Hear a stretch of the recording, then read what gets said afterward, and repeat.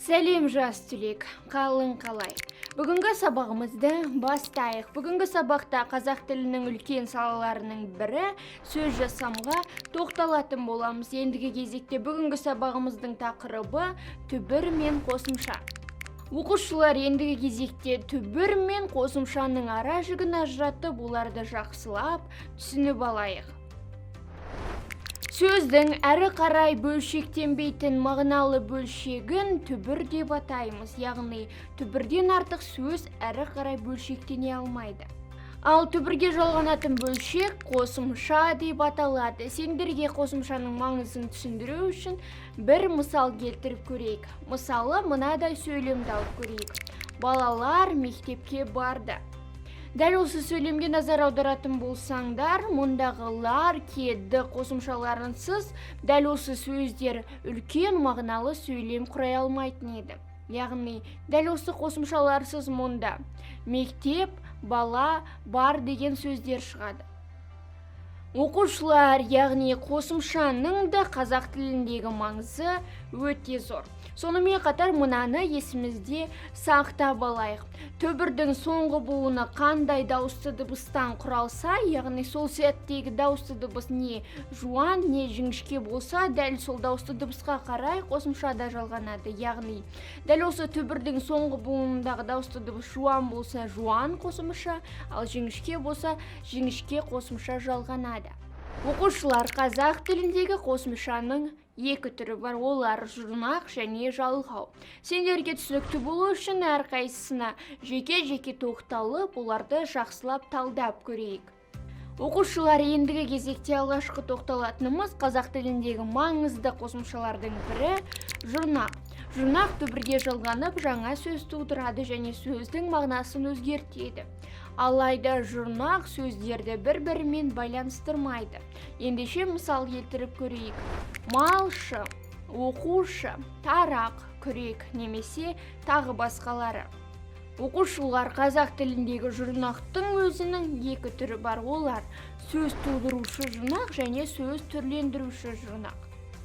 Екеуінің айырмашылығы қандай деген сұрақ сендерді қызықтыратын болар. Ендеше жауап берейін. Сөз тудырушы жұрнақ түбір сөзге жалғанып жаңа сөз тудырады, яғни сөздің мағынасын түбегейлі өзгертеді. Мысал келтіріп көрейік. Оқушы сөзін алайық. Дәл осы сөздің түбірі оқы, яғни оны тұйық етіске айналдырғанда оқу сөзі.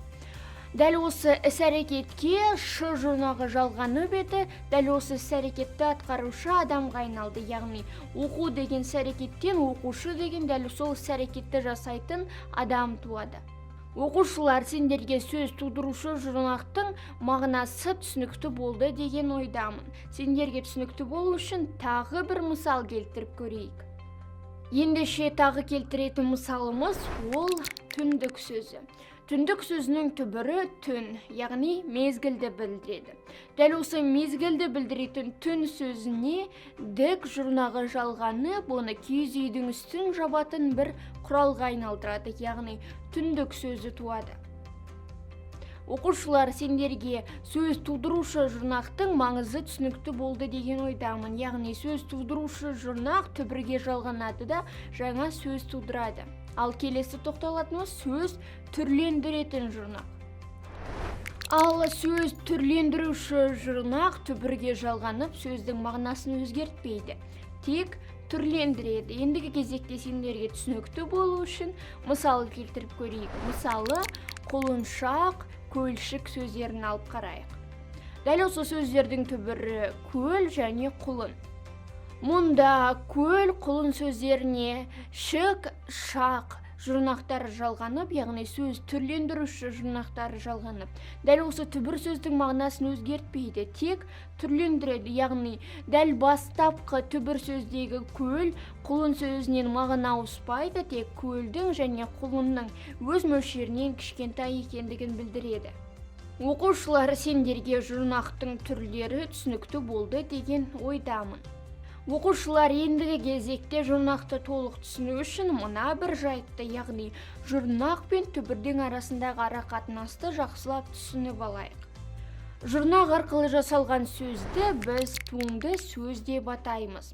Алайда туынды сөзде жұрнақтар бірінен соң бірі жалғана алады, яғни бір сөзден тағы бір сөз, ол сөзден тағы бір жаңа сөз туа алады. Сендерге түсінікті болу үшін мысал келтіріп көрейік. Мысалы, өнімді.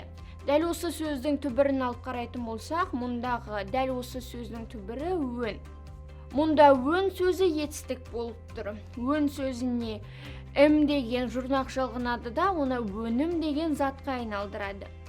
Кейіннен өнім сөзіне д деген жұрнақ жалғанып, оны өнімді деген сын есімге айналдырады. Оқушылар, ал бір түбірден жасалған сөздерді түбірлес сөздер деп атаймыз, яғни бір түбірге түрлі жұрнақтар жалғанады, алайда дәл осы барлық сөздердің бір ғана түбірі болады. Мысал келтіріп көрейік. Өнім, өндіріс, өнгіш, өніс немесе тағы басқалары. Дәл осы бірнеше сөздің түбірі өн.